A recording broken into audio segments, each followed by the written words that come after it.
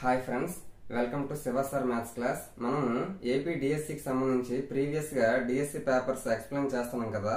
అందులో భాగంగా ఈ రోజు మనం 2019 జనవరి 28వ తారీఖులో స్పెషల్ స్కూల్స్ కి సంబంధించి మన ఎస్జిటి లెవెల్లో మనకి స్పెషల్ స్కూల్స్ కూడా ఉంటాయి. వాటికి సంబంధించి ఒక పేపర్ అనేది ఇవ్వడం జరిగింది. మన డిఎస్సి ఆల్రెడీ ప్రీవియస్ గా అన్ని డిస్కషన్ చేస్తున్నాం కాబట్టి అందులో దీన్ని కూడా మనం డిస్కషన్ అనేది చేసుకుంటే చాలా బాగుంటుంది. కాబట్టి ఈ వీడియో స్టార్ట్ చేస్తే 111వ బిట్ డిఎస్సిలో స్టార్ట్ అవుతుంది. ఫస్ట్ బిట్ చూస్తే రామ్ 6,000 రూపాయలను 12 నెలలకు, శ్యామ్ 9,000 రూపాయలను 9 నెలలకు పెట్టుబడి పెట్టిన సంవత్సరాంతంన వచ్చిన లాభాన్ని పంచుకున్న నిష్పత్తి అని అంటున్నాడు. ఆప్షన్స్ ఇలా ఇచ్చాడు.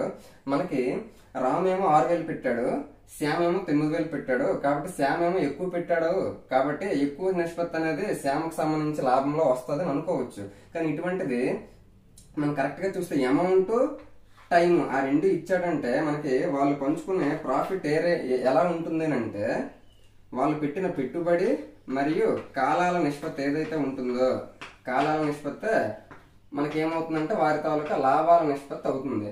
ఫస్ట్ రాము చూద్దాం, తర్వాత శ్యామ్ చూద్దాం. రాము 6,000 రూపీస్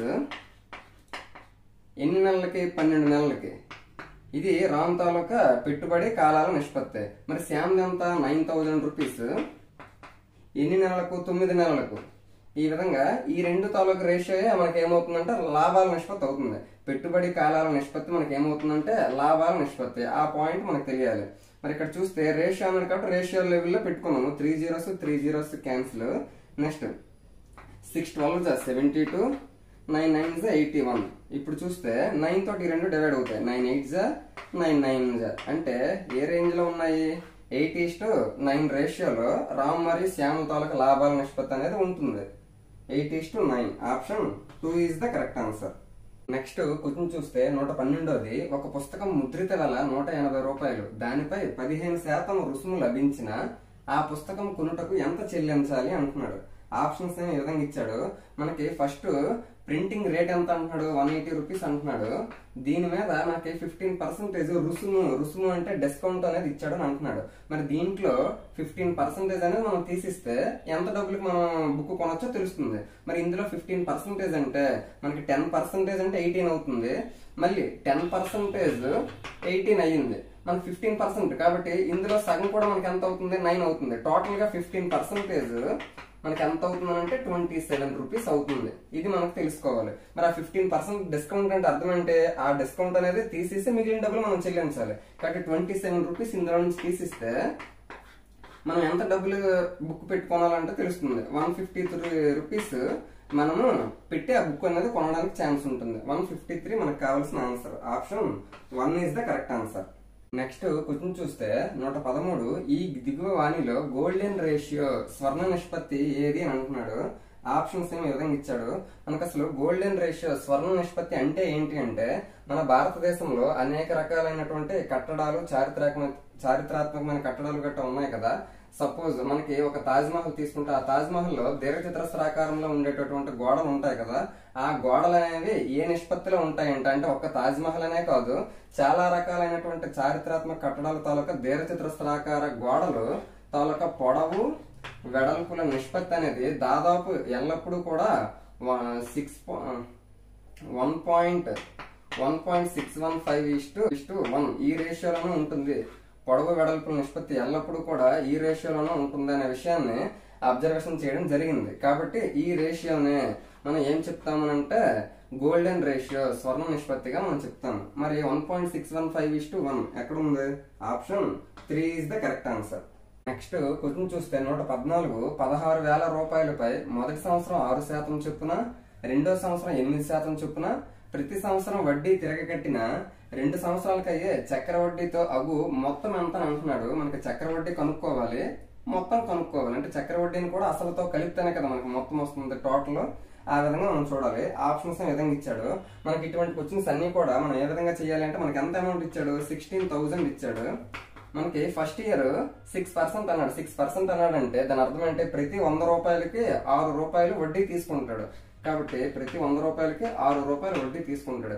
ఇదంతా మనం చేస్తే మనకి ఫస్ట్ ఇయర్కి వస్తుంది, ఇదంతా మనకి మొత్తం అవుతుంది. మరి దాని మీద మళ్ళీ మనకి సెకండ్ ఇయర్కి 8% అన్నాడంటే ప్రతి 100 రూపీస్కి 8 రూపీస్ అనేది వడ్డీ తీసుకుంటాడు కాబట్టి 108 అవుతుంది. ఇప్పుడు ఇదంతా కలిపి ఏమవుతుందంటే 2 ఇయర్స్కి టోటల్ అమౌంట్ అవుతుంది, మనకు అడిగిందే అవుతుంది.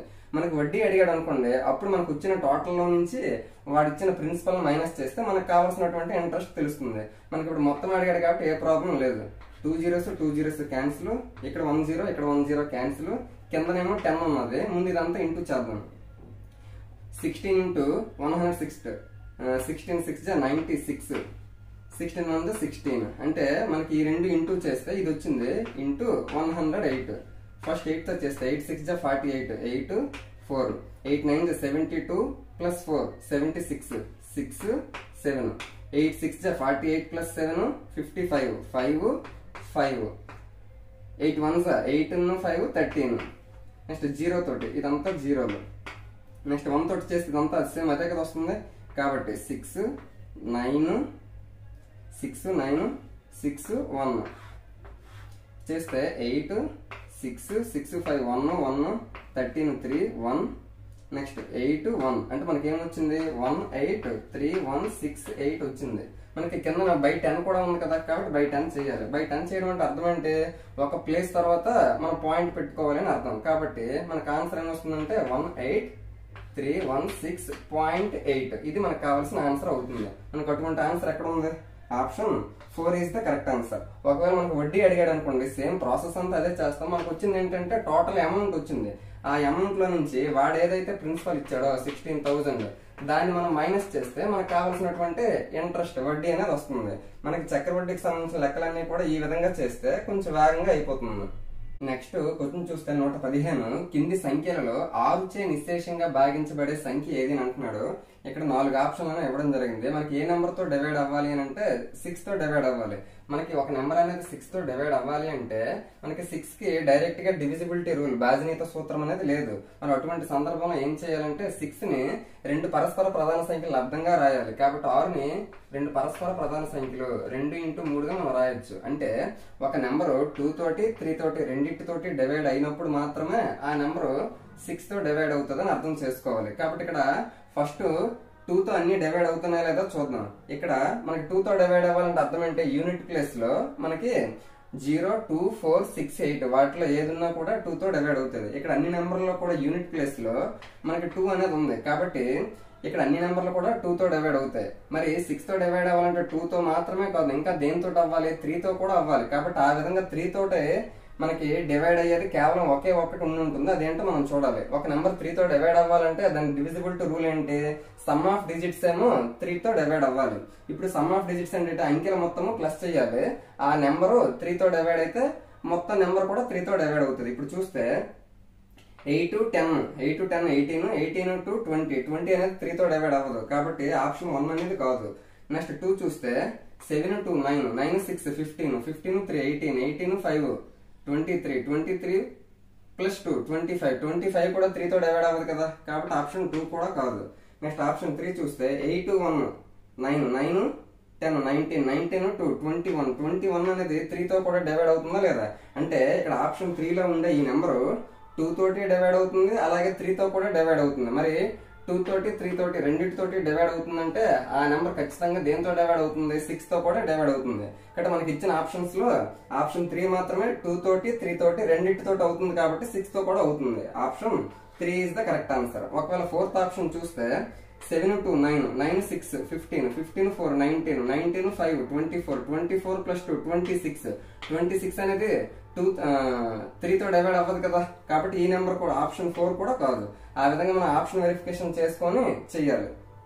నెక్స్ట్ 116 క్వశ్చన్ చూస్తే రెండు సంఖ్యల లబ్ధం 7776 మరియు వాటి గసాగు 216 అయినా వాటి గసాబా ఎంత అని అంటున్నాడు. ఆప్షన్స్ ఏమో ఈ విధంగా ఇచ్చాడు. మనకి ఒక సూత్రం అనేది తెలుసు, రెండు సంఖ్యల లబ్ధం అనేది ఆ రెండు సంఖ్యల తాలూకా గసాబు ఎల్సిఎం కి గసాబా హెచ్సిఎఫ్ లబ్ధాలకు సమానం అని అర్థం చేసుకోవాలి. మనకి ఆ రెండు సంఖ్యల లబ్ధం ఎంత ఇచ్చాడు? 7776 ఇచ్చాడు. ఎల్సిఎం ఎంత ఇచ్చాడు? 216 ఇచ్చాడు. హెచ్సిఎఫ్ ఏమో మనకు అడుగుతున్నాడు. మనం ఇప్పుడు చూస్తే మనకి ఆప్షన్స్ ప్రకారం కూడా ఈ క్వశ్చన్ ఈజీగా చేయొచ్చు. మనకి ఆన్సర్ ఏమో యూనిట్ ప్లేస్ లో 6 రావాలి. ఇక్కడ ఆల్రెడీ 6 ఉంది, అంటే 6 తోటి హెచ్సిఎఫ్ లో ఏ నెంబర్ లో అంటే హెచ్సిఎఫ్ తాలూకు నెంబర్ లో మనకి యూనిట్ ప్లేస్ లో ఏది ఉండేటప్పుడు 6 వస్తుంది. 6 మనకి యూనిట్ ప్లేస్ ఇక్కడ 6 ఉంటే 6 × 6 36, అంటే ఇక్కడ కూడా యూనిట్ ప్లేస్ లో 6 వస్తుంది. అంటే 216 కి ఏ నెంబర్ ప్లస్ చేస్తే మనకి యూనిట్ ప్లేస్ లో 6 వస్తుంది. ఆప్షన్స్ ప్రకారంగా చూస్తే మనకి 216 ఇక్కడ ఆల్రెడీ ఎల్సిఎం ఇచ్చాడు కసాగు. మరి 6 × 2 ఎంత అవుతుంది? 12 అవుతుంది. అందుకు ఎల్సిఎం × హెచ్సిఎఫ్ కలిపితే లబ్ధం అనేది రావాలి. యూనిట్ ప్లస్ 6 నేను యూనిట్ ప్లేస్ ప్రకారంగా ఆన్సర్ చేద్దాం అనుకుంటున్నాను. ఇక్కడ కసాగేమో 216 యూనిట్ ప్లేస్ లో 6 ఉంది కాబట్టి ఇక్కడ యూనిట్ ప్లేస్ లో 2 ఉంది. ఎల్సిఎం హెచ్సిఎఫ్ ఇంటూ చేస్తే 6 2 12 వస్తుంది. 12 వస్తుంది అంటే యూనిట్ ప్లేస్ లో 2 వస్తుంది. 2 వస్తుందంటే ఇది మనకి ఆన్సర్ రావాలి. ఎందుకు 6 రావాలి కాబట్టి ఆప్షన్ 1 కూడా కాదు. 2 చూస్తే 6 4 24 అంటే యూనిట్ ప్లేస్ లో 4 వస్తుంది, కానీ మనకి యూనిట్ ప్లేస్ లో 6 కావాలి కాబట్టి ఆప్షన్ 2 కూడా కాదు. నెక్స్ట్ ఆప్షన్ 3 చూస్తే 6 2 12 యూనిట్ ప్లేస్ లో 2 వస్తుంది, మనకి 6 కావాలి కాబట్టి ఆప్షన్ 3 కూడా కాదు. నెక్స్ట్ 4th చూస్తే 6 6 36 అంటే యూనిట్ ప్లేస్ లో 6 వస్తుంది, మనకు కావాల్సిన కూడా యూనిట్ ప్లేస్ లో 6 వస్తుంది కాబట్టి ఏమవుతుందంటే ఆప్షన్ 4 అవుతుంది. సార్ మీరు అడగచ్చు, ఒకవేళ యూనిట్ ప్లేస్ లో ఇక్కడ 6 ఉంది, ఇంకొక దగ్గర కూడా ఒకవేళ యూనిట్ ప్లేస్ లో 6 ఉంటే అప్పుడు కూడా 2 రకాల ఆన్సర్లు వస్తాయి కదా, అప్పుడు ఏ విధంగా చేయాలంటే అప్పుడు డైరెక్ట్ గా చేయాలి. అంటే ఇక్కడ ఉన్న ఫార్ములా ప్రకారంగా హెచ్సిఎఫ్ మనకు కావాలి కాబట్టి 216 ఏమో హెచ్సిఎఫ్ ఇంటూ చేస్తుంది, మరి ఇటువైపు వస్తే ఏమవుతుంది బై చేస్తుంది 216. ఆ విధంగా చూస్తే మనకి ఇప్పుడు ఈ రెండు నెంబర్లు కూడా 6 తో డివైడ్ అవుతాయి. ఏ విధంగా డివైడ్ అవుతాయి అంటే ఒక అంచనా వేయాలి. ఎందుకంటే 216 అంటే 6³ అనే విషయం మనకు తెలుసు కాబట్టి ఇది 6 తో డివైడ్ అవుతుంది. 6 3 ఎంత అవుతుంది 18, ఇంకా 3 ఉంటుంది, 3 పక్కన 6 అంటే 36, 6 6 36. ఇక్కడ 5 చూస్తే 6 1 6, ఇంకా ఎంత ఉంటుంది 1 7 17, 6 2 12, 17 లో 12 పోతే 5 ఉంటుంది, 5 పక్కన 7 అంటే 57, మళ్ళీ 57 అంటే 6 9 ఎంత అవుతుంది 54, ఇంకా 3 ఉంది, 3 పక్కన 6 అంటే 36, 6 6 36 అంటే ఇక్కడ మనకి ఏం మిగిలింది 1296/36. ఇప్పుడు ఇది ఇంకా మనకి 6 తో డివైడ్ అవుతుంది. 6 తోటి 6 6 36, 6 2 12, నెక్స్ట్ 6 1 6, ఇంకా 3 ఉంది, 3 పక్కన 6 అంటే 36, మళ్ళీ 6 6 36 అంటే మనకి ఇంకా ఏమొచ్చింది 216/6 వచ్చింది. మరి 6 తో 216 డివైడ్ అవుతుంది. ఎందుకు 6 1 6, 36 216. ఆ విధంగా మనము అటువైపు ఉండే ఎల్సిఎం ఇటువైపు తెచ్చి కూడా చేయొచ్చు, లేదా మనకి తక్కువ టైంలో ఆప్షన్ వెరిఫికేషన్ చేసుకొని కూడా ఈ క్వశ్చన్ చేయొచ్చు. మనకి ఎంత వచ్చింది 36 అనేది వచ్చింది. Option 4 is the correct answer.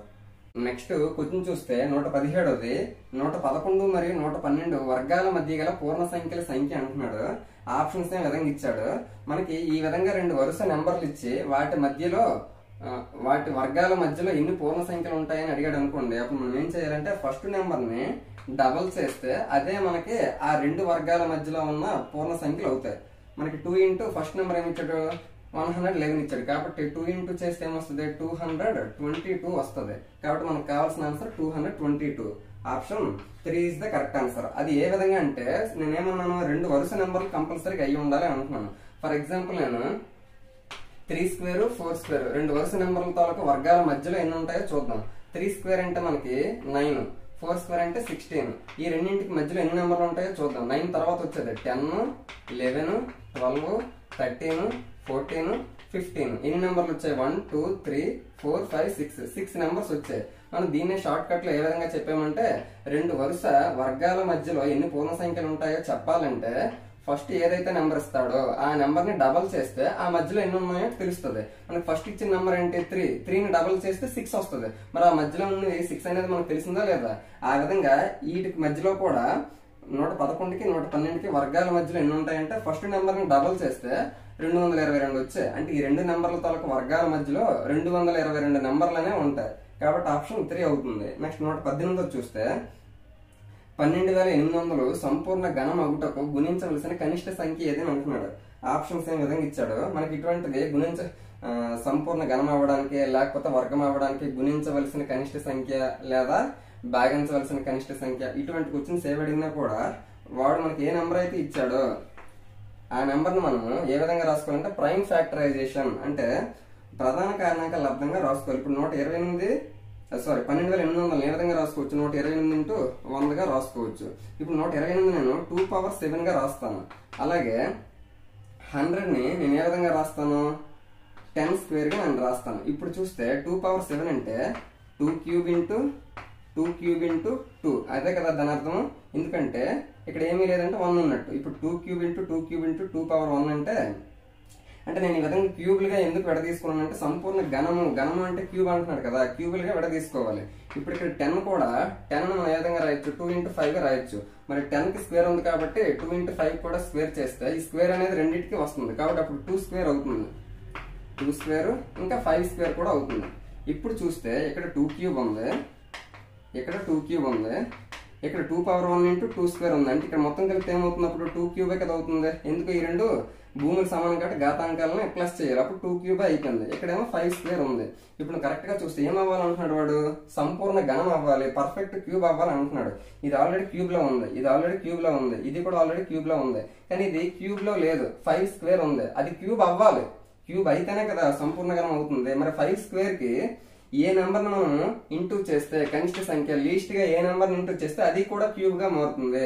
5 square కి ఇంకొక 5 మనం ఇంటూ చేసాం అనుకోండి, అప్పుడు ఆటోమేటిక్ గా 5 స్క్వేర్ ఇంటూ 5 అనేది అప్పుడు ఏమవుతుంది, 5 క్యూబ్ అవుతుంది. అప్పుడు అన్ని కూడా క్యూబుల్లోకి కదా మారాయి. ఆ విధంగా చూసుకోవాలి. ఇప్పుడు మనకు కావాల్సిన కనిష్ట సంఖ్య ఏదంటే 5గా అర్థం చేసుకోవాలి.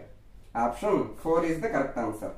నెక్స్ట్ క్వశ్చన్ చూస్తే 119 కింద ఇవ్వబడిన భుజాల కొలతలతో త్రిభుజ నిర్మాణం సాధ్యం కానిది ఏది అని అంటున్నాడు. మనకి భుజాల కొలతలు ఇచ్చి త్రిభుజ నిర్మాణం సాధ్యం అవ్వాలంటే భుజాల ధర్మాలు ఏమిటి అని అంటే, సపోజ్ ఏ బి సి అనేవి త్రిభుజం తాలూకు 3 భుజాలు అయితే ధర్మాలు ఏమిటి అని అంటే, ఏ 2 భుజాల మొత్తమైన మూడో భుజం కంటే ఎక్కువగా ఉండాలి, ఏ 2 భుజాల భేదమైన మూడో భుజం కంటే తక్కువ ఉండాలి. అంటే దాని అర్థం ఏంటి, మొదటి 2 భుజాల మొత్తం మూడో భుజం కంటే ఎక్కువ ఉండాలి, 2, 3 ఈ 2 భుజాల మొత్తము ఫస్ట్ భుజం కంటే ఎక్కువగా ఉండాలి, మళ్ళీ ఫస్ట్ది లాస్ట్ది ఆ 2 భుజాల మొత్తము రెండో దానికంటే ఎక్కువగా ఉండాలి. ఆ విధంగా చూసుకోవాలి. మనకి ఇక్కడ చూస్తే ఆప్షన్స్ ఏ విధంగా ఇచ్చాడు అంటే 4, 4, 8. ఇక్కడ చూస్తే త్రిభుజ భుజాలు 4, 4, 8 ఇచ్చాడు కదా, కాబట్టి ఇది సమద్విబాహు త్రిభుజం అవుతుంది అని అనుకోవచ్చు. కానీ త్రిభుజము నిర్మించడానికి సాధ్యమైన కొలతలు ఇవి కాదు అని అర్థం చేసుకోవాలి. ఎందుకు, ఇప్పుడే చెప్పుకున్నాం భుజాల ధర్మాలు ఏం చెప్పుకున్నాము, ఏ 2 భుజాల మొత్తమైనా మూడో భుజం కంటే ఎక్కువగా ఉండాలి, కంపల్సరీ ఎక్కువగా ఉండాలి. ఇక్కడ మొదటి 2 భుజాల మొత్తం మూడో భుజంకి ఎక్కువగా లేదు, సమానంగా ఉంది. ఎందుకు, 4, 4 కలిపితే 8, మూడో భుజం ఏమో 8, కాబట్టి మొదటి 2 భుజాలు కలిపితే మూడో భుజం కంటే ఎక్కువగా లేదు, సమానంగా ఉంది. కాబట్టి ఇక్కడే మనకి త్రిభుజ నిర్మాణం సాధ్యం కాదని అర్థమైంది. Option 1 is the correct answer. Next second చూస్తే 3, 4, 5 ఏ 2 భుజాలను మొత్తం చేసినా మూడో భుజం కంటే ఎక్కువ ఉంటుంది. 3, 4 ప్లస్ చేయి 7 అవుతుంది, 5 కంటే ఎక్కువే. 4, 5 ప్లస్ చేయి 9 అవుతుంది, 3 కంటే ఎక్కువే. 3, 5 ప్లస్ చేయి 8 అవుతుంది, 4 కంటే ఎక్కువే. మరి 3, 4, 5 ఆల్రెడీ మనం చెప్పుకున్నాం, ఏంటి, పైథాగరస్ త్రికంలో ఒకటని చెప్పుకున్నాం. మరి పైథాగరస్ త్రికం అని అన్నాము అంటే అదేమవుతుంది, లంబకోణ త్రిభుజం అవుతుంది. కాబట్టి త్రిభుజ నిర్మాణం సాధ్యం అవుతుంది ఇక్కడ. నెక్స్ట్ 6, 6, 6 ఈ విధంగా 3 సమానంగా ఇచ్చాడంటే 3 భుజాలు సమానంగా ఉంటే దాని అర్థం ఏంటి, సమబాహు త్రిభుజం అర్థం చేసుకోవచ్చు. ఇక్కడ కూడా త్రిభుజాన్ని ఏర్పాటు చేయవచ్చు. 6, 8, 10 ఇది చూస్తే ఇది కూడా మనకి ఏమవుతుందనంటే పైథాగరస్ త్రికంలో ఒకటి అవుతుంది. ఎందుకు, 3, 4, 5 ఏదైతే ప్రాథమిక పైథాగరస్ త్రికం ఉందో దాని తాలూకా గుణిజాలన్నీ కూడా మళ్ళీ ప్రాథమిక పైథాగరస్ త్రికాలు అవుతాయి. ఇక్కడ 3, 4, 5 ఉంది, దీన్ని ప్రతిదాన్ని ఇంటూ 2తో గుణించామనుకోండి, అప్పుడు 3, 2, 6, 4, 2, 8, 5, 2, 10. అంటే మొదటి పైథాగరస్ త్రికం ఏదైతే మనకు తెలుస్తుందో దాని తాలూకా గుణిజాలు కూడా మనకి ఏమవుతాయంటే పైథాగరస్ త్రికాలే అవుతాయి, లంబకోణ త్రిభుజం తాలూకా భుజాలే అవుతాయి. మరి 3, 4, 5 కూడా మనకి పైథాగరస్ త్రికం అయింది కాబట్టి 6, 8, 10 కూడా పైథాగరస్ త్రికం అవుతుంది. మరి 6, 8, 10 పైథాగరస్ త్రికం అయితే ఇది కూడా లంబకోణ త్రిభుజాన్ని ఏర్పరిచే భుజాలనే అవుతాయి. మరి ఈ 4 కూడా త్రిభుజాన్ని దేనితో ఏర్పరచలేమంటే ఆప్షన్ 1లో ఉన్న 4, 4, 8 ఈ 3 భుజాలతో త్రిభుజాన్ని ఏర్పాటు చేయలేం. ఆ విధంగా త్రిభుజ ధర్మాల ప్రకారంగా చూసుకోవాలి. నెక్స్ట్ 120 చూస్తే 2 సంపూర్ణ కోణాల నిష్పత్తి 1:2 అయినా వాటిలో పెద్ద కోణం ఎంత అని అంటున్నాడు. మనకి 2 సంపూర్ణ కోణాలు సప్లిమెంటరీ యాంగిల్స్ అని అంటున్నాడు. మనకి X, Y 2 సంపూర్ణ కోణాలు అనుకుంటే ఆ సంపూర్ణ కోణాలు మొత్తం ఎప్పుడు కూడా 180 degrees ఉంటుంది.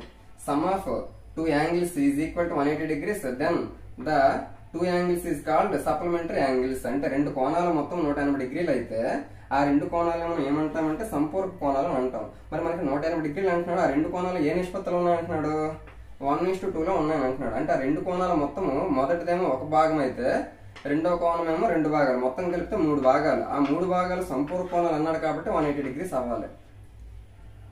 మనకు అడిగింది ఏంటి, పెద్ద కోణం అడిగాడు. మరి ఒక భాగం ఉన్నది పెద్ద కోణం అవుతుంది, 2 భాగాలు ఉన్నది పెద్ద కోణం అవుతుంది, 2 భాగాలు ఉన్నది పెద్ద కోణం అవుతుంది. కాబట్టి 3 parts 180 అయినప్పుడు 2 parts ఎంత అవుతుంది? 3 parts 180 ఏ విధంగా అయింది? 3 into 60 చేశారనుకోండి 180 వస్తుంది. సేమ్ ఇక్కడ కూడా ఇంటూ 60 చెయ్యాలి, ఎందుకు ఇక్కడ కూడా ఇంటూ 60 చేశారు కాబట్టి 2 into 60 ఏమవుతుంది? 120 అవుతుంది. అంటే పెద్ద కోణం ఏమో 120. మరి 180లో 120 పెద్ద కోణం అయిపోయిందంటే మిగిలిన 60 డిగ్రీలు ఏమవుతుంది? చిన్న కోణం అవుతుంది. మనకు అడిగింది పెద్ద కోణం కాబట్టి 120 degrees. Option 4 is the correct answer. Next question చూస్తే 121 పక్క పటంలో యాంగిల్ బి విలువ యాంగిల్ ఏ కు రెట్టింపు మరియు యాంగిల్ ఏసీడీ 135 డిగ్రీలు అయిన యాంగిల్ బి విలువ ఎంత అని అంటున్నాడు. ఆప్షన్స్ ఇలా ఇచ్చాడు. మనకి ఇక్కడ పక్క పటంలో చూస్తే బి విలువ ఏమో ఏ కంటే డబుల్ అని అంటున్నాడు. కాబట్టి ఏని ఎక్స్ అనుకుంటే బి ఏమో మనకేమవుతుంది? 2x అవుతుంది. ఎందుకు? ఏకి డబుల్ బి ఉందని అంటున్నాడు. మనకి ఇక్కడ యాంగిల్ ఏసీడీ ఏమో 135 ఇచ్చాడు. ఇప్పుడు మనం ఈ పటాన్ని కరెక్ట్ గా అబ్జర్వేషన్ చేస్తే ఈ త్రిభుజానికి ఇది బాహ్య కోణం అయ్యింది. మరి బాహ్య కోణం అయ్యిందంటే బాహ్య కోణం దాని అంతరార్మి కోణాల మొత్తానికి సమానం అనే విషయం మనకు తెలియాలి. అలాగే బి వాల్యూ కనుక్కోమంటున్నాడు. మరి 135 డిగ్రీలు అనేది దేనికి సమానం అవుతుంది? బాహ్య కోణం దాని అంతరార్మి కోణాల మొత్తానికి సమానం. ఆపోజిట్ ఇంటీరియర్ యాంగిల్స్ కి ఈక్వల్ అవుతుంది ఎక్స్టీరియర్ యాంగిల్. కాబట్టి x+2x అవ్వాలి. x+2x అంటే టోటల్ గా 3x ఈజ్ ఈక్వల్ టు 135. ఇప్పుడు 3 తోటి 3 4 12, ఇంకా 1 ఉంది, 1 పక్కన 5 అంటే 15, 3 5 15 అంటే x వాల్యూ ఎంత వచ్చింది? 45 వచ్చింది. 45 వచ్చిందంటే దేని వాల్యూ అది? ఏ తాలూకా వాల్యూ, అంటే యాంగిల్ ఏ తాలూకా వాల్యూ. మనకి అడిగింది ఏంటి? యాంగిల్ బి అడిగాడు. కాబట్టి ఏకి డబుల్ కదా బి, అంటే 45 ఇంటూ 2 చేయాలి, అప్పుడు 90 అవుతుంది. Option 1 is the correct answer. Next question చూస్తే 122 ఇక్కడ ఏ అనేది ఒక ఈక్వేషన్ ఇచ్చాడు, బి అనేది ఒక ఈక్వేషన్ ఇచ్చాడు. మనకు అడుగుతుంది ఏంటి? 2a ప్లస్ బి తాలూకా వాల్యూ ఎంత అవుతుందని అంటున్నాడు. ఆప్షన్స్ ఇలా ఇచ్చాడు. జనరల్ గా ఇదే ప్రాసెస్ ప్రకారంగా చేస్తామంటే 2a అన్నాడు అంటే ఏ తాలూకా వాల్యూని 2 తో ఇంటూ చేసి తర్వాత బి తాలూకా వాల్యూని ప్లస్ చేస్తాం. అంత ప్రాసెస్ అనేది చేయకుండా ఆప్షన్స్ లో మనకి గుణకాలు అనేవి ఎక్కడో ఒక దగ్గర కంపల్సరీగా వేరుగా ఉంటాయి. ఇప్పుడు x² గుణకం చూడండి, ఇక్కడ 4 ఉంది, ఇక్కడ x² గుణకం 2 ఉంది, ఇక్కడ x² గుణకం 4 ఉంది, ఇక్కడ x² గుణకం 1 ఉంది. అంటే ఏ రెండు సమానంగా లేని, అంటే అన్ని ఆప్షన్స్ లో కూడా డిఫరెంట్ గా ఉండే ఏదో ఒక గుణకం అనేది సపరేట్ గా ఉంటుంది. ఇక్కడ y² చూడండి, ఇక్కడ y² 14 ఉంది, ఇక్కడ 7 ఉంది, ఇక్కడ 5 ఉంది, ఇక్కడ 1 ఉంది. అంటే ఇక్కడ చూస్తే y² తాలూకా కోఎఫిషియంట్ గుణకాలు అనేవి వేరు వేరుగా ఉన్నాయి. కాబట్టి మనం ఒక్క y² తాలూకా గుణకం చేస్తే చాలు, మరి మిగిలినవన్నీ చేయాల్సిన అవసరం లేదు. ఇప్పుడు 2a అన్నాడు అంటే ఏ తాలూకా y² గుణకానికి ఇంటూ 2 చేయండి. y² గుణకం ఏ తాలూకా y² గుణకానికి ఎంత ఉంది? 5 ఉంది. 2a అన్నాడు కాబట్టి 2 into 5 10 అవుతుంది. ప్లస్ బి తాలూకా y² గుణకం ఎంత? బి తాలూకా y² గుణకం 4. కాబట్టి 2a ప్లస్ బి అంటే 2a ప్లస్ బి చేసాం. దేనికి చేసాము? y² తాలూకా గుణకాలు చేసాం. 10 ప్లస్ 4 ఎంత అవుతుంది? 14 అవుతుంది. అంటే మనకు ఆన్సర్స్ లో y² తాలూకా గుణకము 14 ఉండేటటువంటిది ఎక్కడ ఉంది? ఆప్షన్ 1 లో ఉంది. Option 1 is the correct answer. మనం మామూలుగా అయితే 2 into a అవంతా మొత్తం అంతా చేసి తర్వాత బి అంతా చేసి ఆ విధంగా మొత్తం ప్రాసెస్ అనేది చేయాల్సిన అవసరం అనేది లేదు. నెక్స్ట్ క్వశ్చన్ చూస్తే 123 42 సెంటీమీటర్ల భుజంగా గల చతురస్రంలో అంతర్లిఖించబడిన వృత్త వైశాల్యం సెంటీమీటర్ స్క్వేర్లలో ఎంత అని అంటున్నాడు. ఆప్షన్స్ ఈ విధంగా ఇచ్చాడు. మనకి ఒక స్క్వేర్ అంటున్నాడు, ఆ స్క్వేర్ తాలూకా ఒక్కొక్క సైడ్ 42 సెంటీమీటర్ అంటున్నాడు. ఇప్పుడు అందులో ఏమంటున్నాడు? అంతర్లిఖించబడిన వృత్త వైశాల్యము అంటే ఇన్స్క్రైబ్డ్ సర్కిల్ అనేది ఒకటి ఉందని అంటున్నాడు. దాని తాలూకా వృత్త వైశాల్యం అంటే ఏరియా ఏమో మనం కొనుక్కోమని అంటున్నాడు. మనం కరెక్ట్ గా చూస్తే ఈ లోపల ఏదైతే సర్కిల్ ఉందో ఆ సర్కిల్ తాలూకా వ్యాసం ఏదైతే ఉందో, వ్యాసం అంటే ఏంటి? మనకు వృత్త కేంద్రం గుండా పోయి అతి పెద్ద జానే వ్యాసం అని అంటారు కదా. ఆ వ్యాసం అనేది ఇక్కడ ఉండే ఈ చతురస్రం తాలూకా భుజానికి సమానం అవుతుంది. అప్పుడు ఇది మొత్తం 42 అయినప్పుడు మనకి హాఫ్ ఎంత అవుతుంది? రేడియస్ 21 అవుతుంది. ఇప్పుడు మనకు వృత్త వైశాల్యం అడిగాడు కాబట్టి πr² కదా. వృత్త వైశాల్యం ఫార్ములా ఏంటంటే a = πr².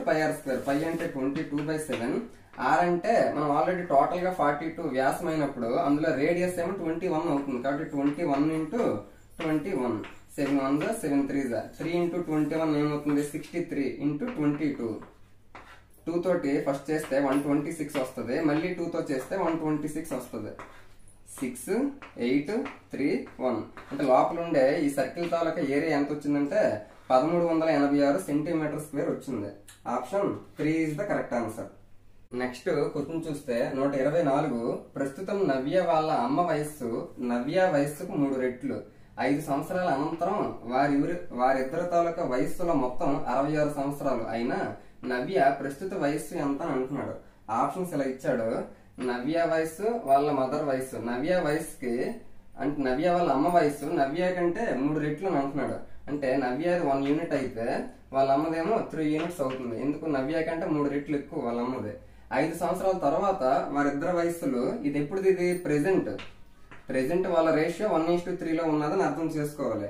5 సంవత్సరాల తర్వాత వారిద్దరి తాలూకు వయస్సులు మొత్తం చేస్తే 66 అని అంటున్నాడు. అంటే నవ్య అయితే 5 సంవత్సరాల తర్వాత, వాళ్ళ అమ్మది కూడా 5 సంవత్సరాల తర్వాత. అంటే ఇక్కడ +5 చేయాలి, ఇక్కడ కూడా +5 చేయాలి. 5 సంవత్సరాల తర్వాత అంటే ఇక్కడ 5 సంవత్సరాలు పెరుగుతుంది, ఇక్కడ కూడా 5 సంవత్సరాలు పెరుగుతుంది. అప్పుడు ఎంత అవుతుంది అంటున్నాడు? 66 సంవత్సరాలు అవుతుంది అంటున్నాడు. అంటే ఒకవేళ వయసు పెరగక ముందు ప్రెసెంట్ ఎంత ఉంటది అంటే ఇందులో నుంచి 5 తీయాలి, ఇందులో నుంచి 5 తీయాలి. అంటే టోటల్ గా 10 అనేది మనం మైనస్ చేస్తే ప్రెసెంట్ వయసు వస్తాయి.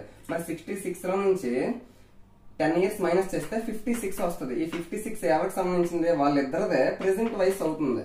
వాళ్ళిద్దరి తాలూకా మొత్తం ప్రెసెంట్ వయసు ఎంత అంటే 56 సంవత్సరాలు అవుతుంది.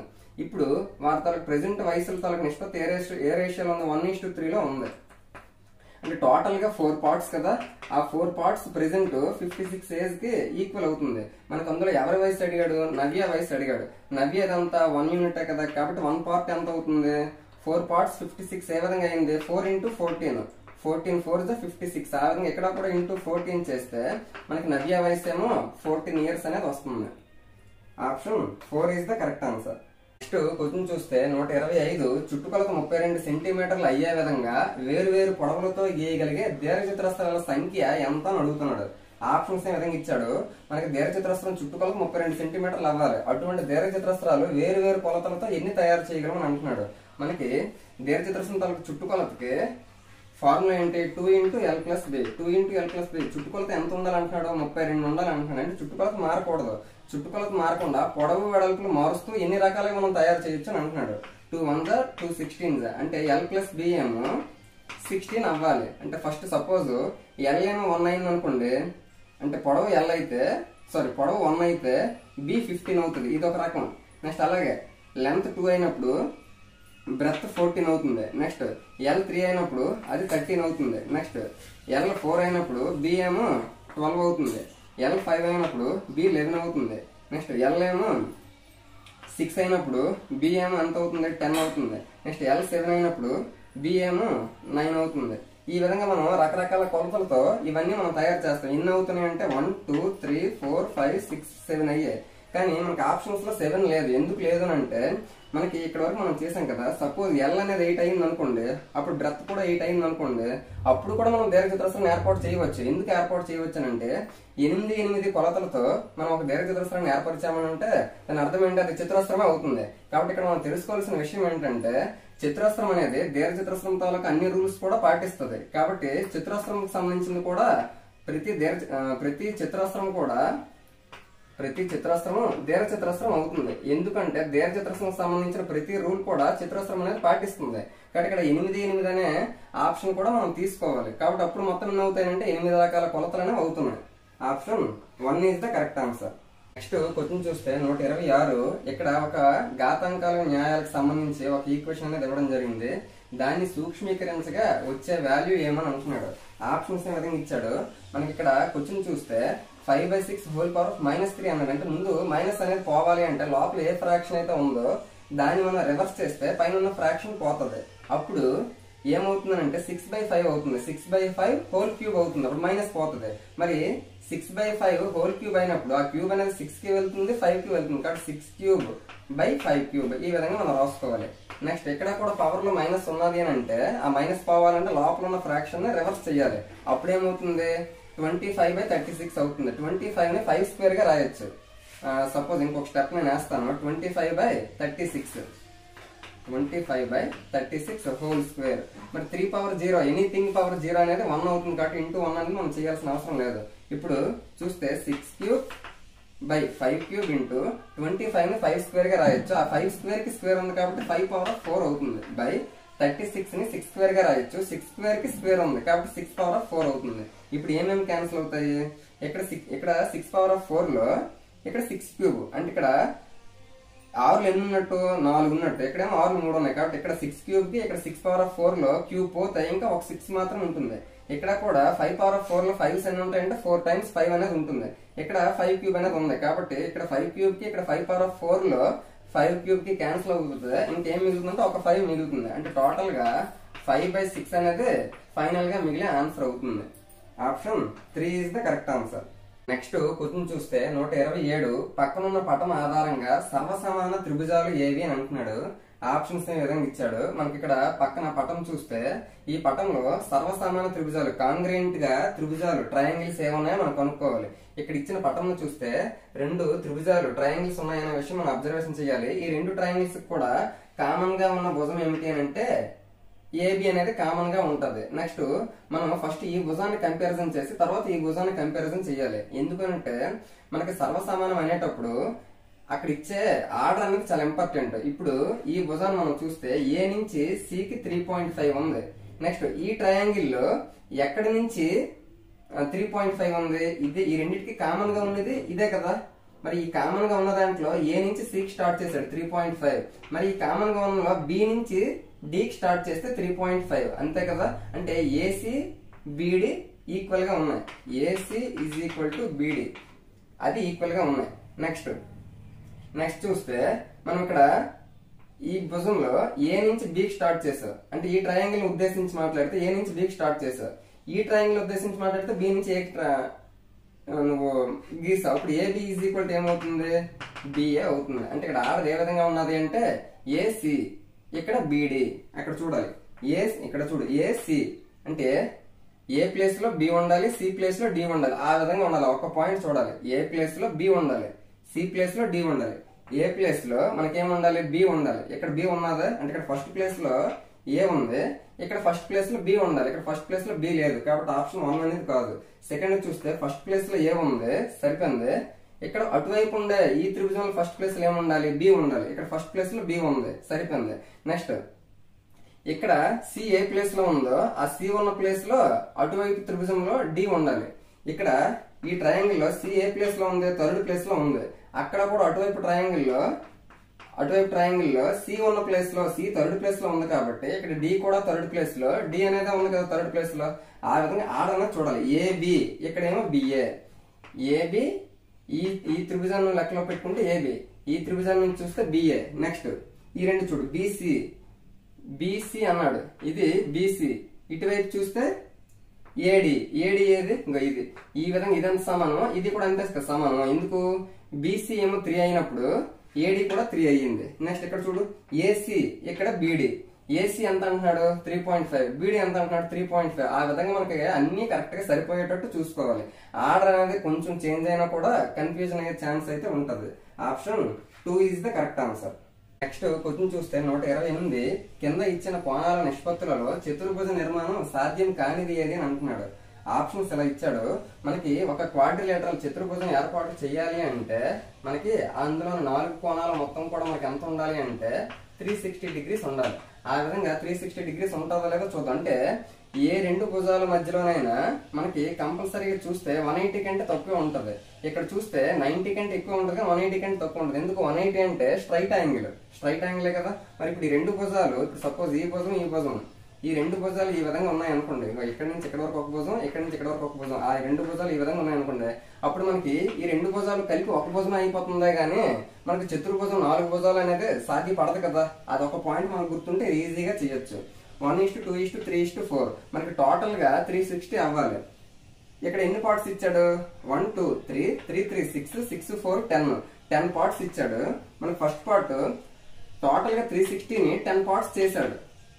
10 పార్ట్స్ చేసాడంటే ఒక్కొక్క పార్ట్ ఎంత అవుతుంది 36 degrees అవుతుంది. మనకి ఫస్ట్ 36 degrees, సెకండ్ 72, తర్వాత 108, తర్వాత ఎంత అవుతుందని అంటే 144 అవుతుంది. ఇక్కడ 4 కోణాలు కూడా ఏర్పడే సాధ్యమయ్యే ఛాన్స్ అనేది ఇక్కడ ఖచ్చితంగా ఉంది కాబట్టి ఇది మనకి ఆన్సర్ అవ్వదు. నెక్స్ట్ అదే 360 degrees ని 3:4:5:6 6 4 10 5 3 8 అంటే 18 పార్ట్స్ చేశాడు. టోటల్ గా 360 ని 18 పార్ట్స్ చేశాడంటే ఒక్కొక్క పార్ట్ ఎంత అవుతుంది 20 అవుతుంది. ఇక్కడ 23 60, 24 80, 25 100, 26 120. కాబట్టి ఇది కూడా సాధ్యమయ్యేటటువంటి ఛాన్స్ ఉంది. నెక్స్ట్ చూస్తే 6, 4, 10, 3, 2, 5 టోటల్ గా 15 పార్ట్స్ ఇచ్చాడు. 15 పార్ట్స్ 180 అన్నాడు అంటే మనకి ఎంత అవుతుందంటే ఇంటూ 12 చేయాలి. అప్పుడు ఒక్కొక్క పార్ట్ ఎంత అవుతుంది? 12 అవుతుంది. కాబట్టి 12 2s are 24, 12 3s are 36, 12 4s are 48, 12 6s are 72. ఈ విధంగా అన్ని రకాల అవకాశాలు కూడా ఇక్కడ కూడా ఖచ్చితంగా ఉన్నాయి. మనం అదొకటి చూసుకోవాలి. ఇంకా ఏమున్నాయి అంటే లాస్ట్ చూస్తే 1:2:3:6. నెక్స్ట్ చూస్తే 6 3 9, 9 2 11, 11 1 12. అంటే 12 పార్ట్స్ ఏమో 360 అని అంటున్నాడు. మరి ఒక్కొక్క పార్ట్ ఎంత అవుతుంది? 12 3s అంటే ఇంటూ 30 చెయ్యాలి. ఫస్ట్ చూస్తే 30, 32 60, 33 90, 36 180. మనకి త్రిభుజంలో మనం చెప్పుకున్నాం ఎక్కడా కూడా 180 డిగ్రీస్ అనేది వచ్చే ఛాన్స్ ఖచ్చితంగా ఉండదని చెప్పాను. కానీ ఇక్కడ చూస్తే 4 కోణాల్లో ఒకటి 180 అని అన్నాడు. మనకి సాధ్యమయ్యే ఛాన్స్ ఉన్నదంటే ఖచ్చితంగా లేదు. ఎందుకు? మనకి చతుర్భుజంలో ఎక్కడ చూసుకున్నా కూడా వాటి కోణాలు అనేవి 180 డిగ్రీల కంటే తక్కువ ఉండే ఛాన్స్ ఉంది కానీ ఎక్కువ ఉండే ఛాన్స్ లేదు. కానీ ఇక్కడేమో 180 డిగ్రీస్ అని అన్నాడు. కాబట్టి ఇక్కడ ఛాన్స్ లేదు. కాబట్టి ఈ నిష్పత్తితో మనము చతుర్భుజాన్ని ఏర్పాటు చేయలేమని అర్థం చేసుకోవచ్చు. Option 4 is the correct answer. Next question చూస్తే 129 కింది వాణిలో ఒకటి విచలన పద్ధతిలో అంక మధ్యం గణించు పద్ధతి అని అంటున్నాడు. ఆప్షన్స్ ఇలా ఇచ్చాడు. మనం విచలన పద్ధతి డేవియేషన్ మెథడ్ లో అంక మధ్యం అంటే అర్థమెటిక్ మీన్ కనుగొనడానికి ఉపయోగించే ఫార్ములా ఏది అంటే ఆప్షన్ 1 లో ఉంది. a+σFIDI/σFI. అంటే మనము విచలన పద్ధతిలో అంటే ఫస్ట్ A+ అనేది కంపల్సరీగా ఉండాలి. ఇక్కడ ఆప్షన్స్ లో ఇంకెక్కడా కూడా A+ అనేది లేదు కాబట్టి కన్ఫ్యూజన్ అయ్యే ఛాన్స్ అనేది లేదు. ఇక్కడ ఏ అంటే ఏంటంటే అర్థమెటిక్ మీన్ అంటే మనం ఊహించింది ఏదైతే వేస్తామో అది మనకి అర్థమెటిక్ మీన్. ఆ తర్వాత σFIDI/σFI. ఇది మనకి విచలన పద్ధతిలో అర్థమెటిక్ మీన్ కనుగొనడానికి ఫార్ములాగా చెప్పుకోవాలి. Option 1 is the correct answer. Next question చూస్తే లాస్ట్ ది 130. ఇక్కడ కొన్ని రాసులు అనేవి ఇచ్చాడు. వాటితో అంక మధ్యం P+2 అయితే P విలువ ఎంత అని అంటున్నాడు. ఆప్షన్స్ ఏ విధంగా ఇచ్చాడు. మనకి అంక మధ్యం అర్థమెటిక్ మీన్ అడుగుతున్నాడు. అర్థమెటిక్ మీన్ మనం ఏ విధంగా కనుక్కోవాలి? Some of deviations by number of deviations. ఇక్కడ ఇచ్చిన రాసుల మొత్తము బై రాసుల సంఖ్య చెయ్యాలి. అది ఆల్రెడీ మనకి ఎంత ఇచ్చాడు? P+2 ఇచ్చాడు. అంటే అంక మధ్యం P+2 అనేది ఆ రాసుల మొత్తము బై రాసుల సంఖ్యకి సమానం. మనకి రాసుల సంఖ్య అంతా 1 2 3 4 5 6 7 8. అంటే రాసుల సంఖ్య 8 అనే విషయం మనకు తెలిసింది. రాసుల మొత్తం ఇప్పుడు చేద్దాం.